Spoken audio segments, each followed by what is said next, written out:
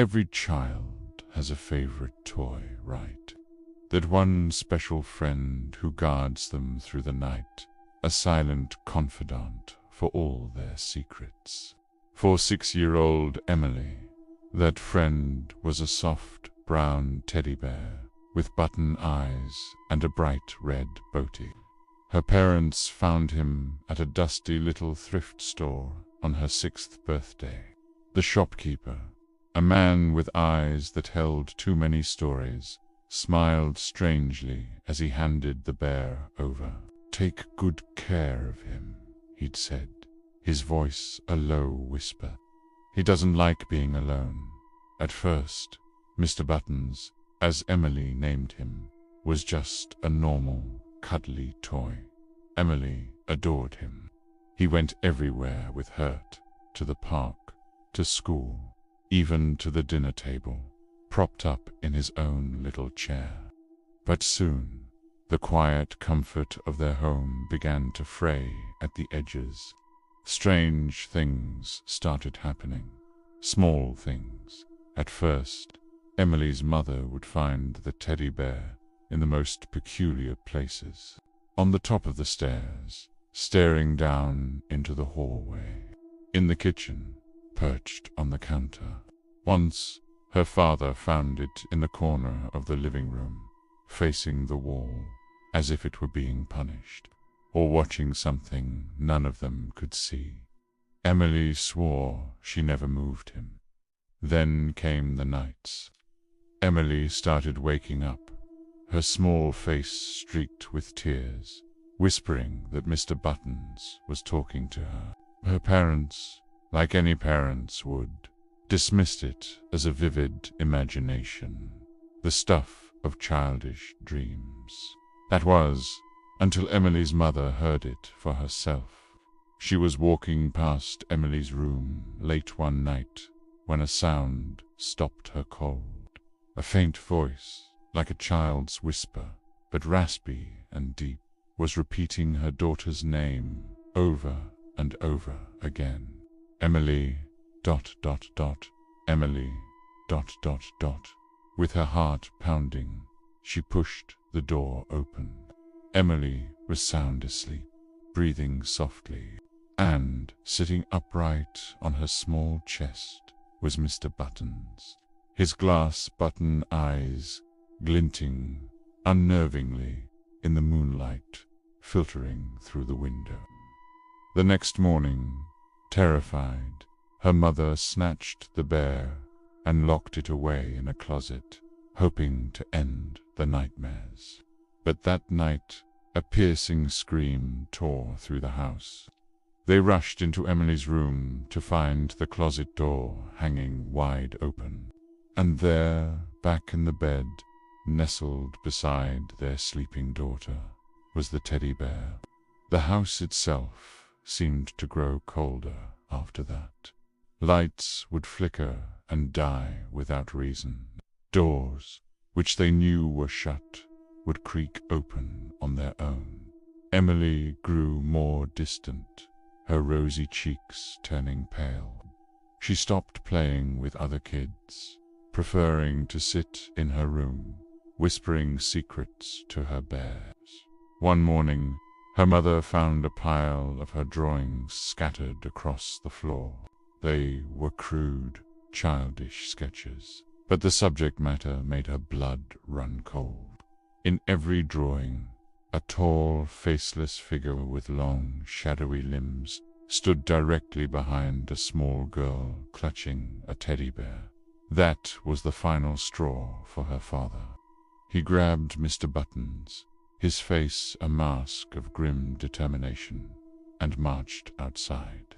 He stuffed the bear deep into the trash can at the curb and slammed the lid shut. For a moment, it felt like they could breathe again. But the next morning, as he got into his car to go to work, his heart stopped. Sitting on the passenger seat, its red boatie perfectly neat, was the teddy bear. Panic set in. That night, he decided to end it for good. He tossed the bear into the fireplace and lit a match. The flames roared to life, consuming the soft brown fur. The plastic buttons melted into grotesque black puddles. The smell was horrendous, a sickening mix of burnt hair and acrid rubber. As the bear burned, Emily let out a blood-curdling scream and collapsed. Her parents rushed to her side, and when they dared to look back at the fireplace, the flames had vanished. Only a pile of fine grey ash remained. They thought it was finally over, but the next morning the ashes were gone, and sitting neatly on Emily's pillow, as if nothing had ever happened, was the teddy bear. It was perfectly intact, the same pristine red bow tied around its neck. Desperate, the family fled. They drove for hours, heading to Emily's grandmother's house deep in the countryside, a place of peace and prayer. But the feeling of being watched followed them, and no matter how many times they tried to hide the bear, it always reappeared. One night, Emily's grandmother, a woman of deep faith, had had enough. She placed the bear in the center of the dining room table, sprinkled it with holy water, and began to pray, her crucifix held tight in her hand. Suddenly, the lights in the house flickered violently before plunging them into darkness. A deep, guttural growl echoed from the table. In the dim candlelight, they watched in horror as the bear's head slowly, unnaturally, turned towards the grandmother. One of its button eyes popped off and rolled across the wooden floor with a sickening clatter. Then the toy began to move. Its little stuffed arms twitched. Its head tilted at an impossible angle. And a voice, no longer a whisper but a low, menacing snarl, filled the room. "She's mine," the grandmother screamed, dropping her crucifix. The teddy bear launched itself from the table, sinking its non-existent teeth into her arm with a strength that defied all logic. Her shriek brought Emily's parents running. They found the room in chaos, the table overturned, candles shattered, and the bear sitting motionless beside the grandmother's unconscious form. They tried everything. They burned it again. They tried to tear it limb from limb, but nothing worked. It always came back, pristine and whole. Finally, in a last-ditch effort, Emily's father locked the bear inside a heavy metal box, drove deep into the forest behind the house, and buried it under 6 feet of earth.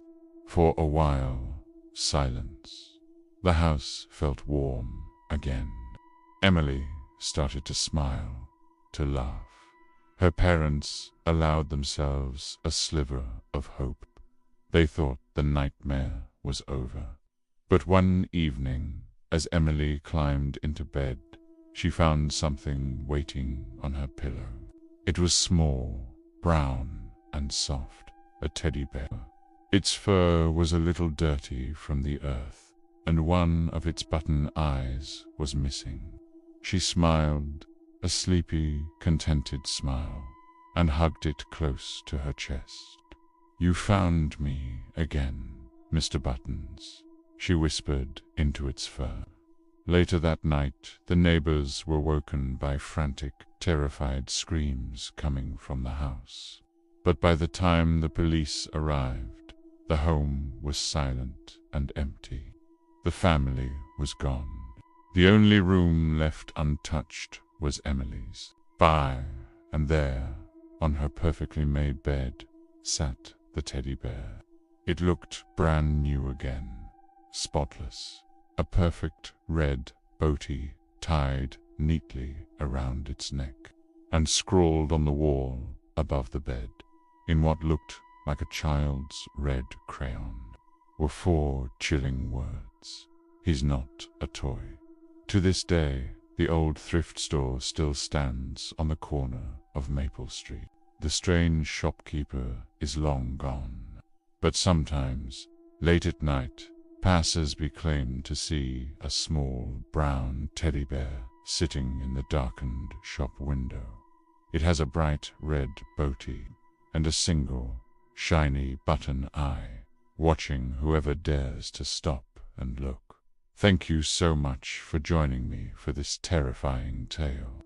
If you enjoyed it, don't forget to hit that like button, subscribe, and ring the notification bell so you never miss another story from the shadows. Until next time, stay safe and maybe check on your old childhood toys.